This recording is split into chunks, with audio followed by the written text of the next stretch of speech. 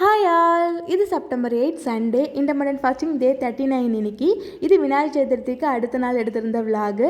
ஃபாஸ்டிங்கை break பண்ணுறதுக்கு நெல்லிக்காய் juice குடிச்சிருந்தேன். அது கூட கொஞ்சமாக நட்ஸ் சாப்பிட்டுருந்தேன். அதுக்கப்புறம் லஞ்சுக்கு ஒரு சப்பாத்தி, முளைக்கட்டின பச்சை பயிர் கடையில் ரெடி பண்ணியிருந்தேன். அது கூட பன்னீர் புரிச்சு ஒரு எக் வச்சு லஞ்ச் முடிச்சாச்சு.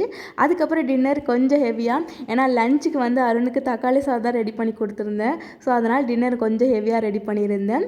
பரோட்டாவும் அது கூட சிக்கன் சால்னா தான் ரெடி பண்ணியிருந்தேன்.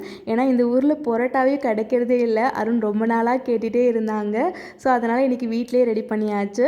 அருணுக்கு மட்டும் தான் ரெடி பண்ணி கொடுத்துருந்தேன். நான் பரோட்டா சாப்பிடல. நான் ஒரு சப்பாத்தியும் அது கூட கொஞ்சமாக சிக்கன் வச்சு நான் சாப்பிட்டுக்கிட்டேன்.